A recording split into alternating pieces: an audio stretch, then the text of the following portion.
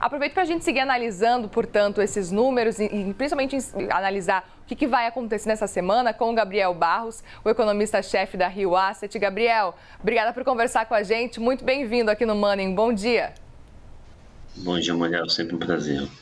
Quero justamente começar te ouvindo com relação a esses indicadores que devem sair nessa semana. Eu acredito que o mais importante para a gente ficar de olho é justamente o IPCA, né?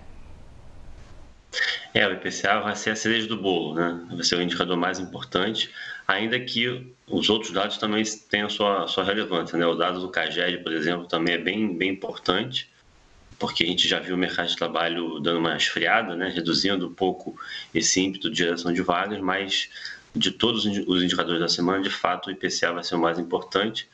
E a expectativa é que a inflação fique meio de lado, né? A inflação no mês deve girar em torno de 0,8, mas no acumulado em 12 meses, a gente deve ver a inflação em torno de, saindo de 5,8 para 5,6, mas como você falou, a expectativa para o ano é de uma inflação meio de lado, né? Não deve ter muita mudança na inflação fechada para 2023 em relação ao que a gente está vendo agora na inflação acumulada em 12 meses. Então, são mudanças muito marginais, né, na inflação esperada, e o mais importante é a composição de fato. O que vai acontecer com a alimentação? A inflação de serviços é bastante importante para o Banco Central, porque ela é mais inercial, então pode criar um problema um pouquinho maior para reduzir a inflação. Então, a composição da inflação vai ser talvez mais importante do que o número cheio, né, o número agregado.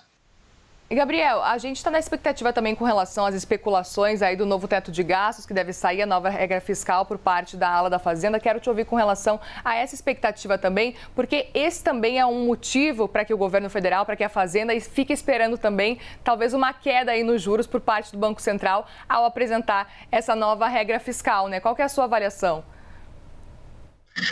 Eu acho muito prematuro, apesar dessa expectativa da Fazenda, acreditar que o Banco Central pode, já nessa reunião, né, sinalizar alguma coisa nessa direção, né, de redução de juros, apenas com o anúncio, né, da regra fiscal, porque a gente sabe que a regra fiscal, ao tramitar no Congresso, provavelmente ela vai ser modificada. É por isso que muitos economistas, corretamente, eu diria que eu estou nesse grupo, demandam, né, pedem, esperam uma regra apertada para que no processo de tramitação lá no Congresso Nacional as mudanças que eventualmente forem feitas não reduzam o enforcement, né, o poder da regra para de fato controlar a despesa e a dívida do governo. Então, eu acho prematuro o Ministério da Fazenda acreditar que o Banco Central pode, por conta própria, né, por uma questão de vontade, reduzir os juros, dado que, como você falou no início, a expectativa de inflação ela já está desancorada para vários horizontes, né? Para 23, para 24, para 25 e está contaminando 26. Então, não é uma questão de desejo do BC, né? O Ministério da Fazenda precisa criar as condições para que o Banco Central reduza. Não vai ser apenas com um anúncio que isso vai ser atingido.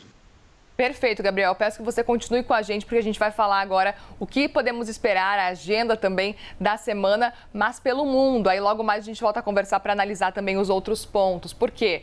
Hoje tem vendas no varejo de janeiro e o PMI de construção na zona do euro. Na terça-feira tem estoques e venda no atacado de janeiro nos Estados Unidos. Quarta é dia do PIB no quarto trimestre e no acumulado de 2022 da zona do euro, e a expectativa então é de uma alta de 0,1% no trimestre e de 1,9% no ano. Tem também a balança comercial dos Estados Unidos de janeiro. Na quinta começa a leitura do mercado de trabalho dos Estados Unidos de fevereiro com as demissões anunciadas. Na sexta tem o payroll e a taxa de desemprego, também ficar de olho nesse ponto. E a expectativa é de que a taxa se mantenha aí em torno de 3,4%. O Gabriel volta para conversar com a gente. Importante destacar também que terça-feira o Jeremy Powell, ou seja, amanhã, vai ao Congresso falar como é que está a economia americana, vai basicamente prestar contas, né, para o Parlamento, para o Congresso. Quero saber qual que é a sua avaliação com relação ao que esperar, quais são os pontos assim que você pode destacar dessa agenda econômica por parte aí dos Estados Unidos, também da China, do mundo de modo geral, né? O que a gente pode esperar na sua avaliação? Então, começando pela zona do euro, o PIB do quarto tri, ele ainda deve ser positivo, mas como o Banco Central Europeu está subindo bastante juros, né, ele tá com uma postura mais hawkish, que a gente diz, né, ele está mais duro para combater a inflação, que está se mostrando muito resiliente na Europa. No começo se imaginava que fosse só uma inflação de energia, né, um choque de oferta de energia, mas não. Está se espalhando para vários outros componentes e o Banco Central Europeu ficou mais duro no combate à inflação, então o juro na Europa deve atingir alguma coisa em torno de 4% ou mais.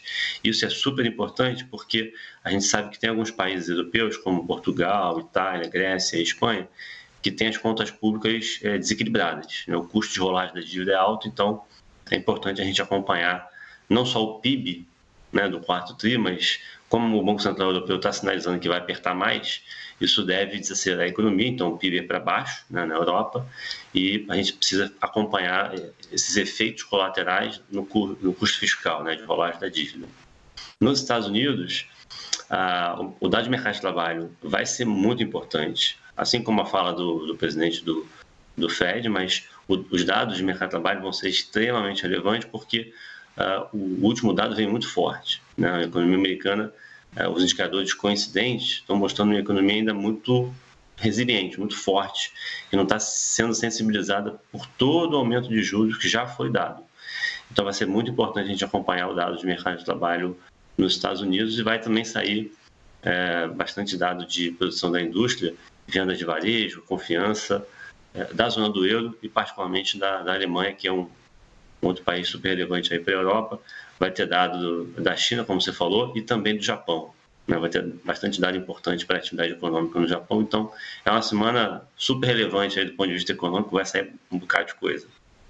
E justamente com relação a esse ponto também da China que você falava, a gente estava semana passada falando da expectativa de crescimento da China, da economia chinesa, em torno aí de 6%.